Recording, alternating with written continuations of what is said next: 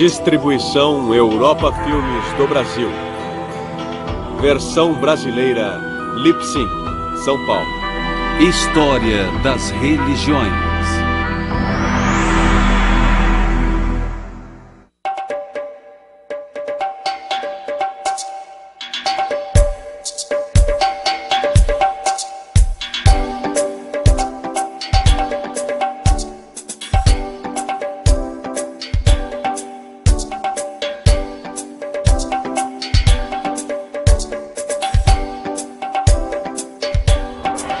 Religiões africanas e afro-americanas. A África atual inclui mais de 40 estados-nação, muitos deles com uma grande variedade de culturas e religiões. Estudiosos já estimaram que mais de 1000 línguas são faladas neste grande continente. Muito da variedade da África deve-se à sua longa história e à sua geografia bastante diversa. Há 4 grandes desertos na África: o Kalahari, no sudoeste, o da Líbia, no norte, o da Núbia, no nordeste, e o Saara, que se estende do rio Nilo, no leste, até o Oceano Atlântico, no oeste. Só o Saara cobre 8.600.000 km², quase um terço da África. Nômades e tribos de pastores há muito tempo vivem nessas áreas desoladas. Mas a África também possui inúmeras selvas, vastas campinas e montanhas majestosas. Muitos rios serpenteiam pelo seu solo. O rio mais extenso da África e também do mundo é o Nilo, que percorre mais de 6.000 quilômetros desde o Lago Vitória até o Mar Mediterrâneo. Às margens desse antigo rio, faraós construíram suas tumbas e acredita-se que Moisés foi tirado de suas águas. A civilização africana muito foi moldada por uma grande migração de pessoas por estas águas, vindas de outros continentes e outras culturas. É uma grande combinação de sociedades moldadas por uma enorme variedade de influências. As religiões africanas são tão diversas quanto suas culturas. Mas também houve influências unificadoras, principalmente do cristianismo e do islamismo. Na última década do século XX, a configuração religiosa da África incluía mais de 300 milhões de cristãos e pouco menos de 300 milhões de muçulmanos.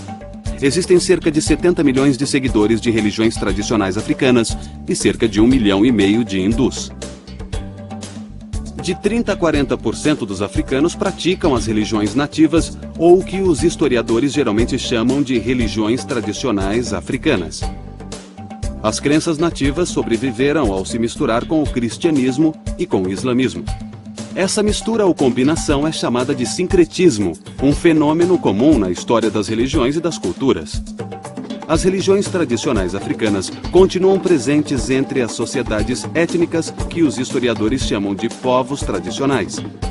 Essas sociedades se concentram na região subsaariana, próximas ou abaixo do Equador. As religiões tradicionais africanas tendem a se estruturar mais em performances dramáticas do que em discursos filosóficos. As performances dramáticas tendem a ser sensuais. Visão, audição, olfato, paladar e tato, todos empenhados em unir o mundo espiritual dos deuses e espíritos ancestrais ao mundo social dos devotos tradicionais. Máscaras e roupas especiais, ervas e comida, danças e sacrifícios, gritos, cantos e discursos emocionados. Tudo isso é empregado nas religiões tradicionais africanas. O conceito geral mais amplo das religiões africanas nativas envolve uma gama de conceitos e preceitos. O continente africano é tão diversificado que tentar identificar uma religião africana em particular é bastante difícil de fazer, a menos que falemos a respeito de Olodumare, que é o Deus Supremo ou Ser Supremo para a maioria dos africanos. Entretanto, esse termo pode ser usado em diferentes aspectos ou línguas que podem ser diferentes do Olodumare do povo Yoruba. Há muitas sub-religiões dentro das principais religiões africanas. Uma coisa importante, na África a religião não é só no domingo de manhã, é uma coisa diária e cada grupo em particular pode ter sua divindade de preferência e ela terá relação com seus ancestrais. Através de performances dramáticas em festejos e cultos, espíritos e deuses baixam nos devotos e são incorporados. Pela incorporação, os espíritos advertem e orientam os devotos tanto em questões espirituais quanto em questões financeiras. Mas às vezes eles também podem causar o mal. As religiões tradicionais africanas também tendem a ser mais orais que literárias, transmitindo crenças e ensinamentos através de inúmeras artes verbais e não tanto por escrituras. Mitos e folclore, enigmas e provérbios e, às vezes, canções e poesias são utilizados. Alguns teólogos africanos cristãos creem ser possível uma nova era de independência religiosa na África terceiro-mundista. Alguns veem o fenômeno das igrejas nativas como um sinal dessa nova era, ou a nova chegada do Espírito Santo. Há cerca de 25 ou 30 anos, a África começou a se remodelar e a se voltar para seus próprios meios e métodos nativos de adoração. Lembro que muitos já me disseram que quando o missionário vem, eles pegam o piano e começam a cantar aquelas velhas canções que são ensinadas e tudo mais. Mas quando o missionário dá as costas, eles pegam o tom-tom, que é como eles chamam o tambor, e voltam a praticar os seus cultos nativos. Nós vemos que a África hoje está realmente conseguindo praticar a sua religião. Ou a sua espiritualidade da forma que ela quer e não controlada pelos colonizadores. Os movimentos separatistas da África prosperaram ao converter seguidores de religiões tradicionais para o cristianismo ou para o islamismo. Mas o reflorescimento recente das religiões tradicionais é diferente. Ele visa redescobrir ou reafirmar as práticas tradicionais africanas após séculos de dominação cristã e muçulmana.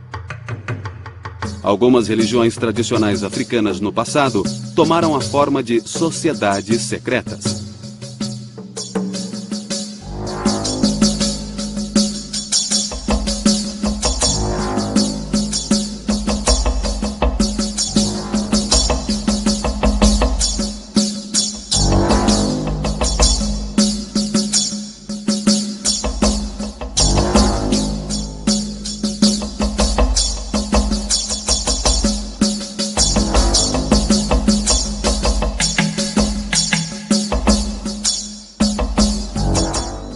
Hoje, as sociedades secretas da África se tornaram outro elemento dos movimentos neotradicionais. Alguns teólogos africanos sugerem que as religiões tradicionais revitalizadas podem até ficar unificadas com o cristianismo e o islamismo africanos. Alguns até especulam que tais forças unificadas podem um dia unir a África como uma só nação. Hoje é comum dizer que os mitos constroem o mundo. Sobretudo para os tradicionalistas africanos, os mitos são histórias excepcionais, exemplares, cheias de significado sagrado e moral. Alguns mitos africanos referem-se ao comportamento moral, explicando por que certas práticas devem ser feitas de um modo e não de outro.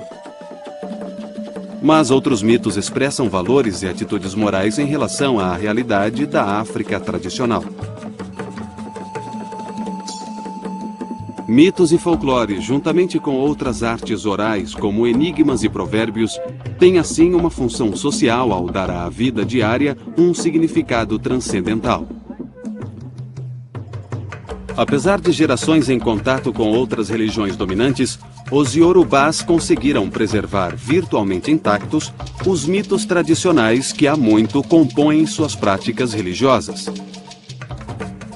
O povo iorubá é um dos grupos religiosos mais numerosos no oeste da África, chegando a 15 milhões de pessoas. Embora habitem a maior parte da Nigéria, os iorubás também habitam regiões que vão do Benin até o rio Níger. Os iorubás não são meramente uma tribo. Eles já foram uma civilização próspera, dedicada à lavoura e ao engenho. A religião iorubá é geralmente associada ao politeísmo. Mas tal associação ignora totalmente a natureza da religião iorubá, assim como seus mitos, seu folclore e seus rituais. A religião iorubá de fato abrange um conjunto de divindades, mas todas elas são manifestações de uma divindade suprema. A estrutura Ifá, Orixá ou o panteão começa com o Olodumare, que é traduzido como o controlador do universo. Essa entidade seria conhecida como nosso Ser Supremo. A partir dessa entidade, nós temos os orixás. Esses seres divinos são várias expressões do Ser Supremo, que foram encarregados pelo Ser Supremo de criar o mundo. Essa versão comum do mito da criação dos Yorubás nos revela algo sobre a relação entre o Olodumare e as divindades menores chamadas de orixás.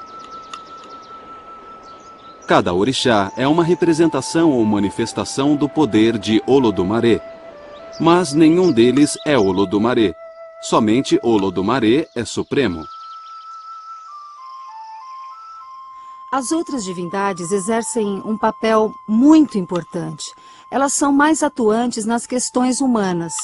E o Ser Supremo é meio que representado por essas outras divindades. E cada uma tem seu próprio altar, tem seu próprio sacerdócio, seu próprio conjunto de tabus e objetos sagrados, locais sagrados, e controla aspectos específicos do comportamento humano ou de todos os nossos problemas globais. E isso praticamente não existe nas religiões tipicamente ocidentais. O Olodumare, de fato, remonta aos primórdios da mitologia iorubana, mas seu poder e sua presença é manifestada e transmitida em mitos que personificam a natureza e os processos naturais. A terra, os rios, lagoas e oceanos, tudo é respeitado como pessoas ou deuses. Às vezes, o Olodumare é até mesmo retratado como uma pessoa importante que viveu há muito tempo.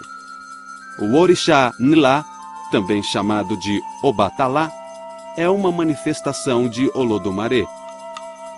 Esse orixá, ou deus menor, é o criador, o modelador das formas humanas. Embora Obatalá geralmente seja andrógeno, ele é mais frequentemente descrito como homem. Ele é o criador dos bebês no útero. Ele até mesmo cria os deformados e desfigurados. Portanto, zombar de tais criaturas desafortunadas é zombar do próprio Obatalá. Não está totalmente clara qual é a relação entre Obatalá e os outros orixás, mas de acordo com a mitologia iorubana, existe aparentemente uma hierarquia de orixás. Alguns têm sua origem no próprio Olodumare. De acordo com a primeira versão do mito da criação, esses orixás originalmente habitavam os céus com Olodumare e eles auxiliam Obatalá em seu trabalho de criação. Esses orixás também são divindades primordiais. Entre eles estão Exu, Xangô, Ilê e Olum-Milá. Olum-Milá também leva o título de Babalaô, o pai dos mistérios. Ele é enviado por Obatalá para dar orientação. Exu, outro orixá primordial, é representado na mitologia iorubana como o brincalhão. O brincalhão ou travesso aparece em muitas mitologias tradicionais africanas. Os muçulmanos e os cristãos geralmente associam Exu com Satanás, o acusador ou enganador. A associação não é de todo enganosa, porque Exu desafia e põe à prova.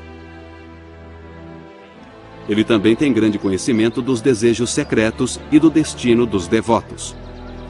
Exu é o senhor de todas as decisões, porque decisões são realizadas numa encruzilhada. Isso significa que você pode ir por um caminho ou por outro. Então, Exu é o orixá a quem o devoto deve apelar para ter orientação e clareza na hora de tomar decisões. Exu provoca brigas e mau comportamento entre as pessoas para suscitar a virtude entre elas. Dessa forma, ele acaba suscitando a ordem moral e a digressão religiosa. Ele é muitas vezes representado com formas humanas, com chifres na cabeça e com uma clava ou faca ao lado. Às vezes ele é um homem pequeno que, embora cheio de pompa, também tem consciência de sua baixa estatura. Em algumas tradições, Exu é representado por um falo. Nos mitos iorubanos, ele quase sempre traz calamidade. E num dos mitos, ele até mesmo invoca a calamidade entre os demais orixás primordiais. Xangô, como Obatalá e Exu, é uma divindade primordial. Por fim, Ilê, ou Mãe Terra, é outro dos orixás primordiais. Acredita-se que ao nascer, nós repousamos nela, e ao morrer, retornamos a seu ventre. E em cada refeição, os ancestrais que habitam nela são honrados com algumas gotas de bebida jogadas no chão. Ogum, a divindade da guerra, é o patrono do ferro. Habita às margens da sociedade. Ele é o patrono da caça e das florestas. Ogum é inovador e sabe o que está acontecendo em outras sociedades. Ele se comunica com os espíritos dos céus, das selvas, dos pastos e da tecnologia. Dizem que, onde dois pedaços de ferro são unidos e seu nome é invocado, Ogum estará lá.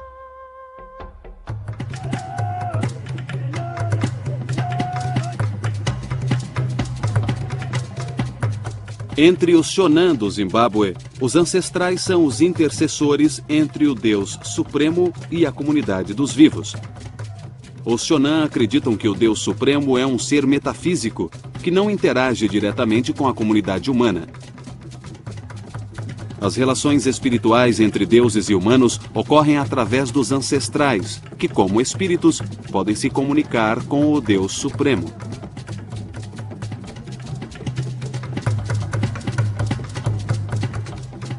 Mas os ancestrais Shonan também são espíritos humanos que se mantêm ligados à sociedade terrena. Independentemente de como os humanos são vistos entre esses povos tradicionais, eles estão quase sempre ligados ao mundo divino, ou por seus espíritos, ou pelo destino.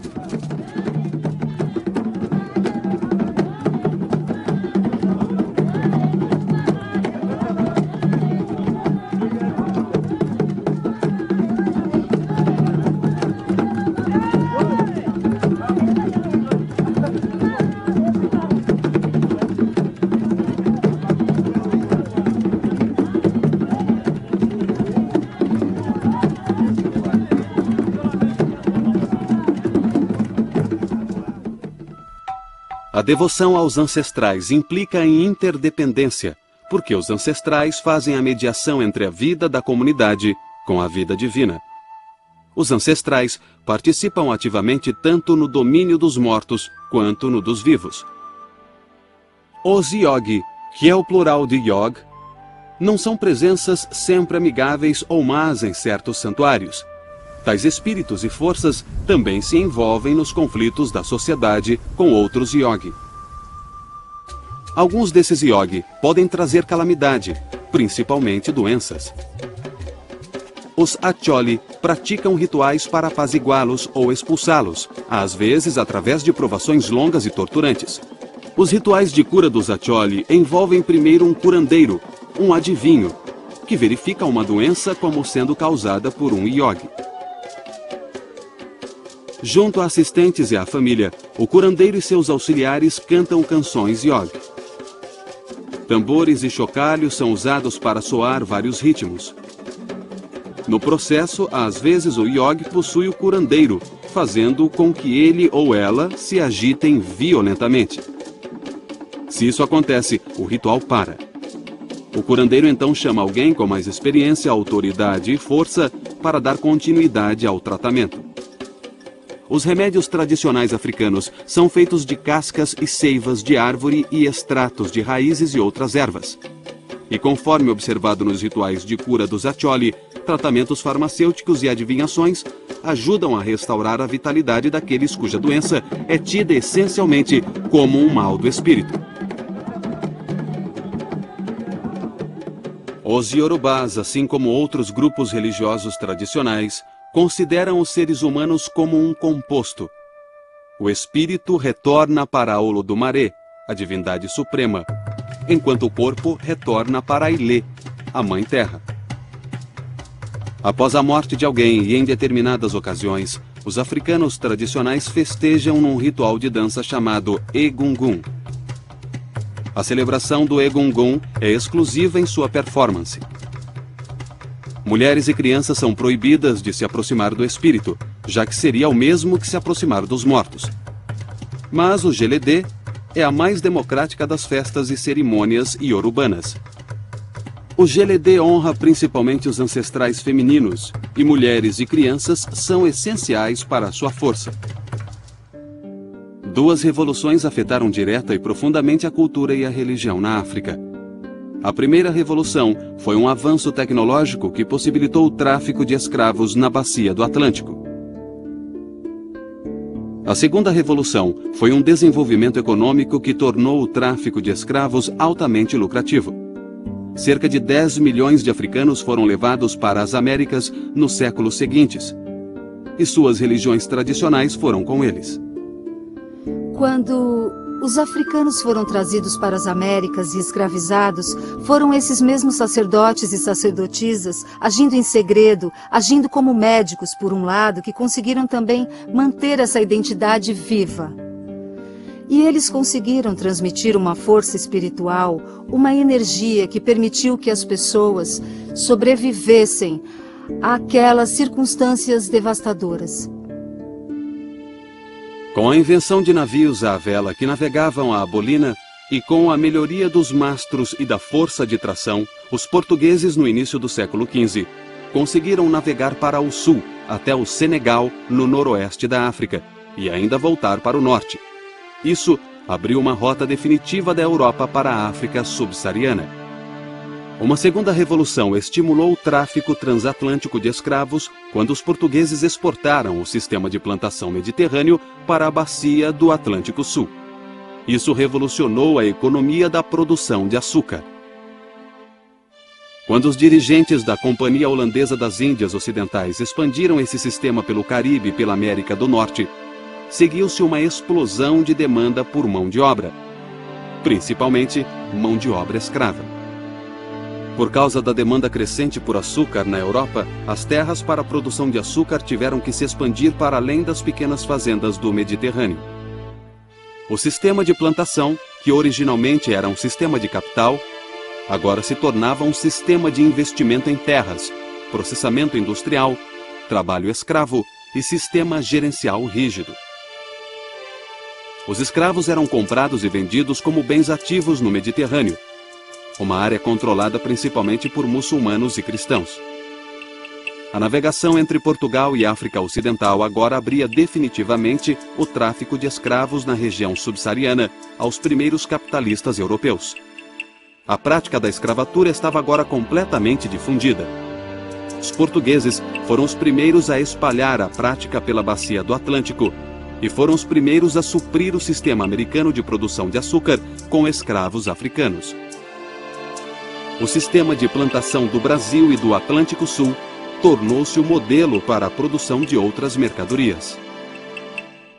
No sul da América do Norte, o sistema de plantação foi copiado na produção de tabaco na Virgínia, na produção de arroz e de anil na Carolina do Sul e na produção de algodão em outras áreas a leste do Mississippi. Tudo isso exigia mão de obra barata para suprir o consumo e a demanda na Europa. E a resposta foi o tráfico transatlântico de escravos africanos. Dos cerca de 10 milhões de escravos que chegaram às plantações nas Américas entre 1502 e 1860, entre 500 mil e 700 mil foram trazidos para a América do Norte. O restante ou foi para a América Central ou para a América do Sul. Cerca de 30 a 50 milhões de outros africanos morreram ou durante a travessia do oceano ou enjaulados em portos de navios negreiros na África ou em guerras tribais africanas causadas pelas influências maléficas do tráfico escravista. Os primeiros escravos africanos foram exportados inicialmente do oeste da África, mas os portugueses, os espanhóis e principalmente os holandeses logo estariam chegando também à África Central. As religiões tradicionais africanas são fundamentadas em rituais que visam a algum favor, vantagem ou orientação dos espíritos ancestrais. O aspecto performático da religião na África inclui muitos fenômenos relacionados à magia, como encantos, amuletos, santuários, adivinhações e possessões espirituais. Na verdade, tais fenômenos mágicos caracterizam as religiões africanas tanto quanto as artes orais que comentamos antes. As funções dos encantos e amuletos na África estão relacionadas a poderes, espíritos, divindades menores e fantasmas. Este fetiche africano, que se chama camise na língua africana, representa uma figura de poder. Ele é reverenciado como uma pessoa, não como uma escultura. E ele é usado para vários métodos de cura, de vingança, seja de que natureza for. Note que há lâminas enfiadas no fetiche e também alguns pregos. Bem antes que os colonos chegassem, os africanos usavam lâminas. O mesmo tipo de lâmina colocada nas lanças era usado para colocar no fetiche. Para dar um bom exemplo, se eu sou o curandeiro, sou o chefe espiritual que faz todas as curas na aldeia, e um dos aldeões chega a mim e me diz: escuta, estou com uma dor aqui do lado, eu, como chefe espiritual, o curandeiro, pego e enfio um prego ou uma lâmina neste objeto aqui, exatamente onde a pessoa está se queixando de dor. Aí esse objeto, esse fetiche, esse camise, absorve toda a dor. E a pessoa volta depois e diz ao curandeiro ou ao chefe espiritual: olha, eu fiquei bom, estou curado.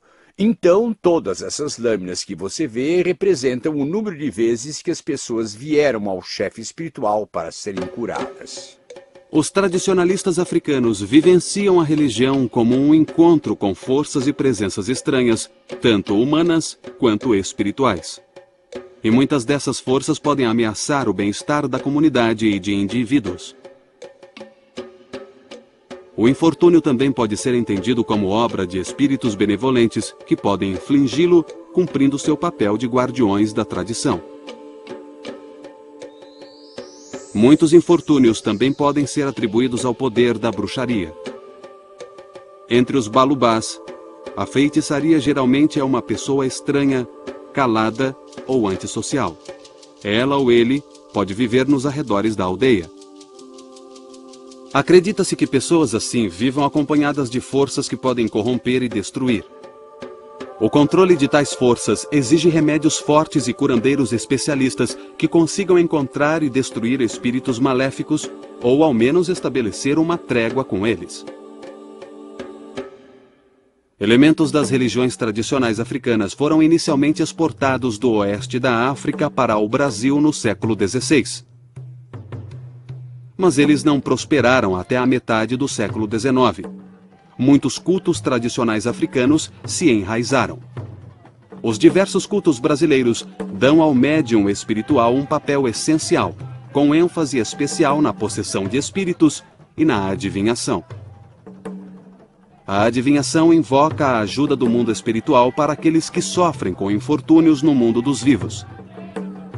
É um aspecto sólido da mediunidade, e no Brasil a adivinhação continua ligada profundamente a funções similares na África. Os cultos afro-brasileiros, como as religiões tradicionais da África, dão grande ênfase à performance como falas e danças, tambores e sacrifícios.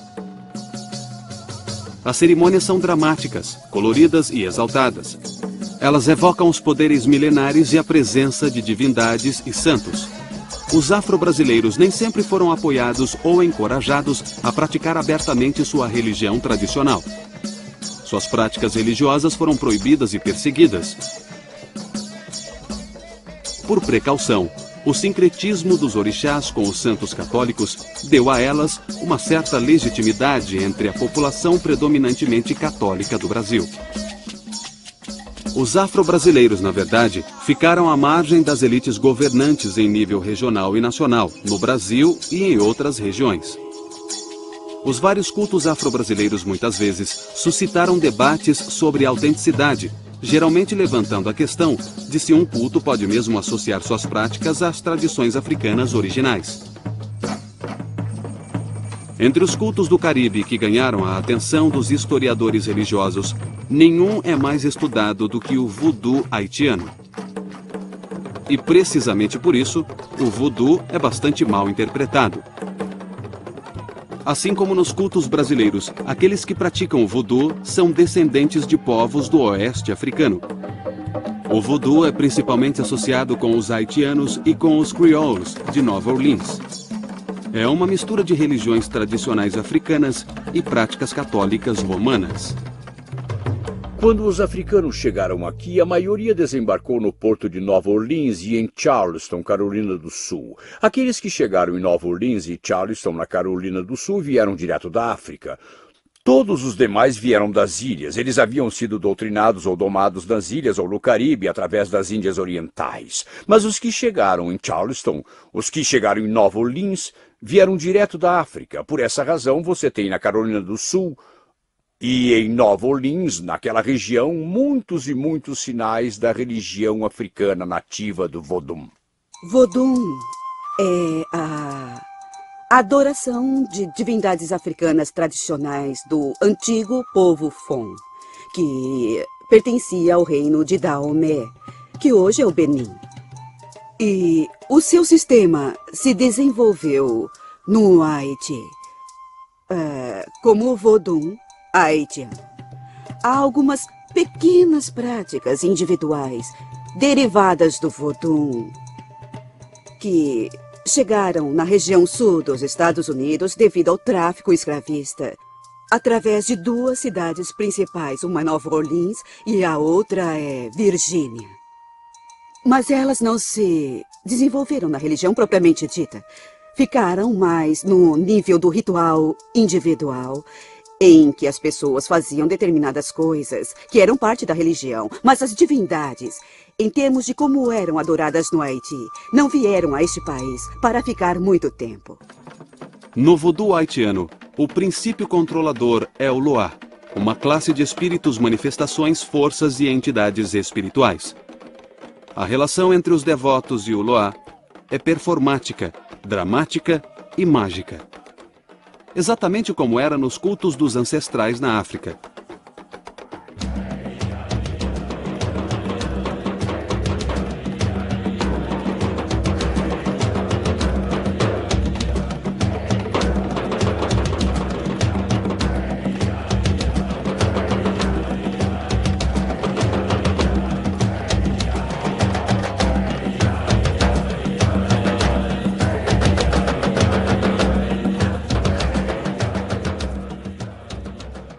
A prática do voodoo começou a diminuir quando o Haiti chegou ao fim do século XX.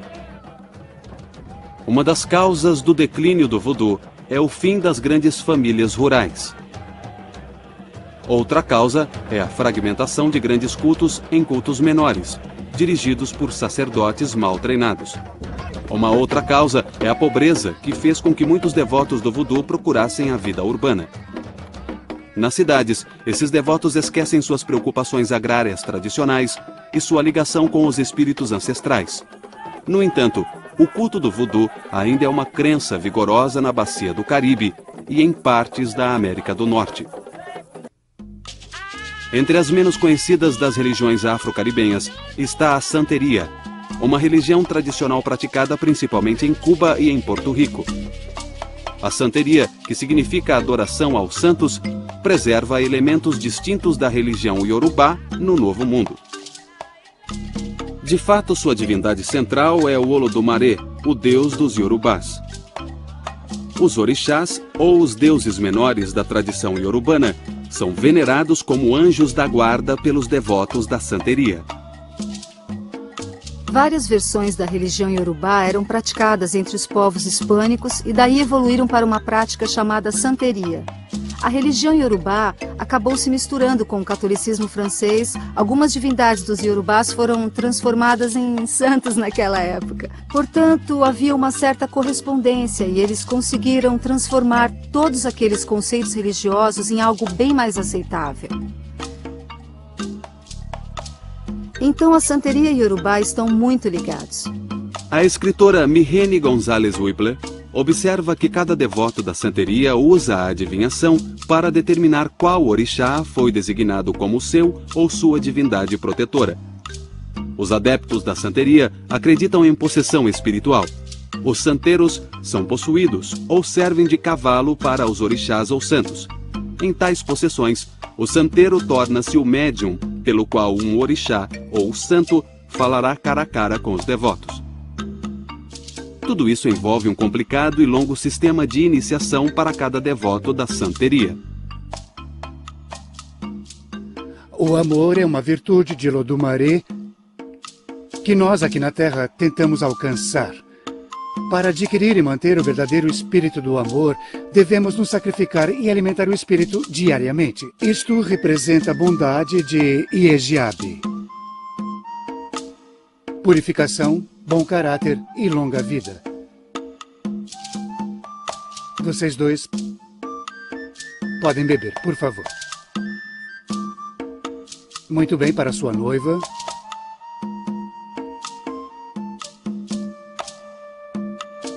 Anje, Anje Mai. Anje, Anje Mai. Anje, Anje, Anje, Anje. Tudo bem.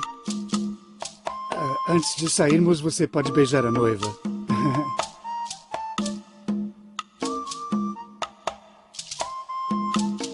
Mas esse foi um beijo muito bonito mesmo. Então vamos lá, tudo bem? Anje, Anje, Anje, Anje, Anje Mai. Os senhores de escravos espanhóis em Cuba associavam a santeria à adoração do diabo e os devotos acabaram sendo perseguidos. Por isso, sua prática durante muito tempo foi feita em segredo. Como o voodoo, a santeria ainda está envolta em segredo. E assim como no voodoo, pessoas de fora consideram a santeria exótica e diabólica. A santeria é vista com suspeita principalmente porque os sacrifícios são parte essencial dos rituais. E até o sacrifício com sangue pode ser praticado quando envolve uma importante questão espiritual. Os cultos neotradicionais africanos não são tão comuns nos Estados Unidos quanto são na bacia do Atlântico Sul. O estudo das religiões afro-americanas nos Estados Unidos tendem a enfatizar a ascendência cultural do protestantismo afro-americano em oposição ao catolicismo afro-americano, ao islamismo afro-americano e aos cultos neotradicionais africanos. Essa ênfase no protestantismo afro-americano é fundamentalmente baseada no contato histórico entre escravos africanos e colonizadores britânicos protestantes. Em outras palavras, foi o protestantismo americano que legitimou a instituição da escravatura nos Estados Unidos. E foi ao protestantismo que os primeiros escravos foram expostos. Sociólogos como C. Eric Lincoln e Lawrence Mamiya descrevem o cristianismo afro-americano nos Estados Unidos com o termo Igreja Negra. Sociologicamente, as igrejas negras são aquelas constituídas por qualquer cristão negro, se ele ou ela for membro de uma congregação negra. As igrejas negras, assim definidas, são as 7 maiores congregações independentes, controladas exclusivamente por negros e juntas agrupavam 80% dos devotos religiosos negros no final do século XX. Certamente, uma coisa que precisamos dizer que foi transmitida das religiões tradicionais africanas está presente em toda a cultura e nas religiões afro-americanas é a música. A música, a cantoria, o evangelho, a música gospel, os spirituals, porque todo esse conjunto dessas performances religiosas, creio eu, está muito ligado à expressividade africana. A forma como todos na congregação se envolvem e as pessoas pulam, gritam, dançam, se emocionam e o ritmo da liturgia vai se elevando, atingindo o ponto máximo e depois retornando. Ali, com certeza, existe um padrão, um formato que permite, encoraja todos a participarem e a se envolverem também nesse processo.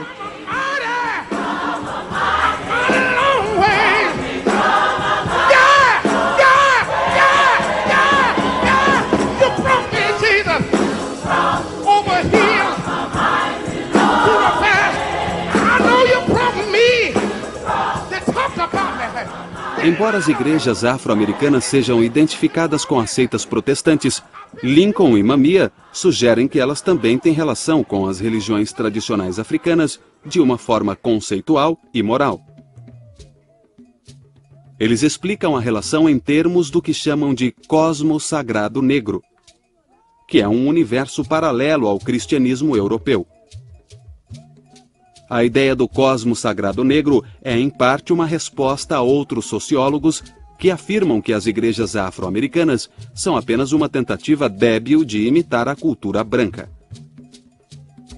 Esses outros sociólogos dizem que as igrejas afro-americanas não exibem nenhum elemento excepcional que as diferencie do cristianismo e da cultura europeia.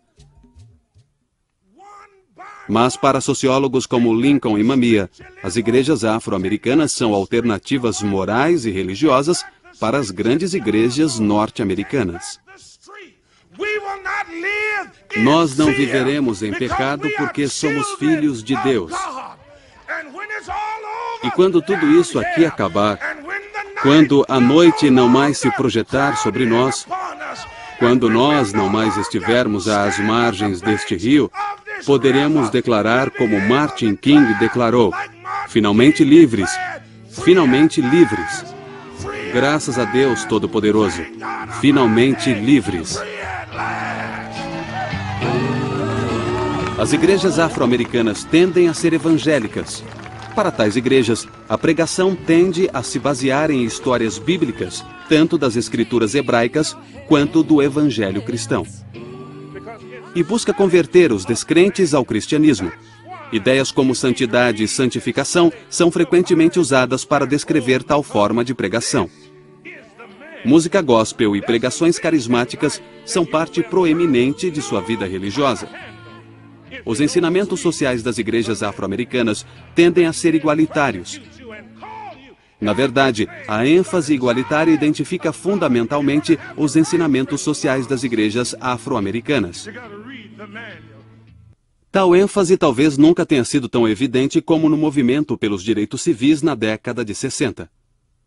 Mas os sociólogos Lincoln e Mamiya sustentam que a influência das igrejas afro-americanas é mais evidente não no ativismo pelos direitos civis, mas sim na influência interna da própria cultura afro-americana.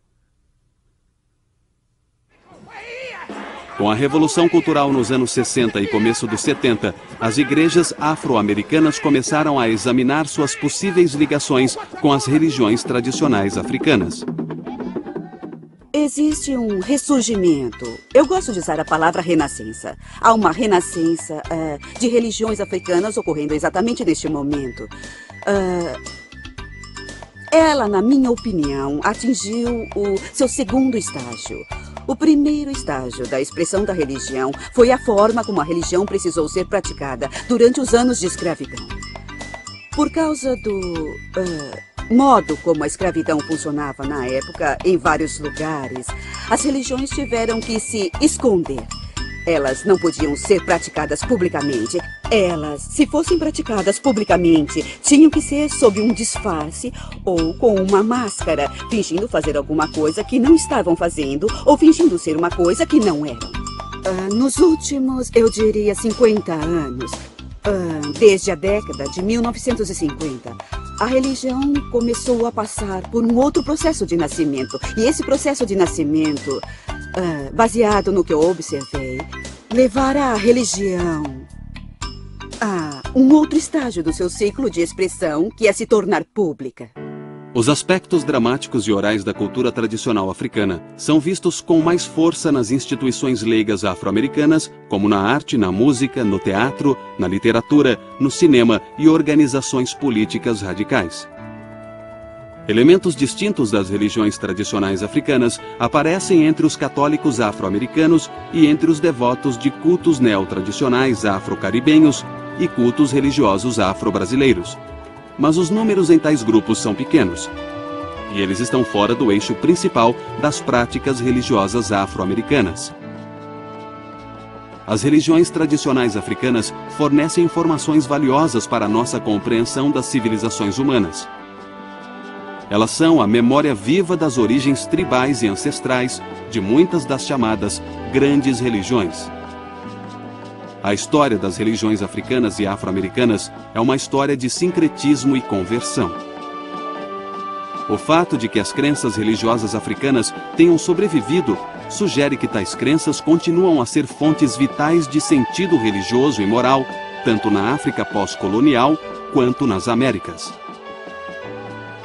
As religiões tradicionais africanas conseguem transmitir a experiência religiosa numa variedade de artes orais e performances dramáticas, seja nos movimentos da Igreja Nativa na África ou nos movimentos neotradicionais, como o Voodoo do Haiti e a Santeria de Cuba.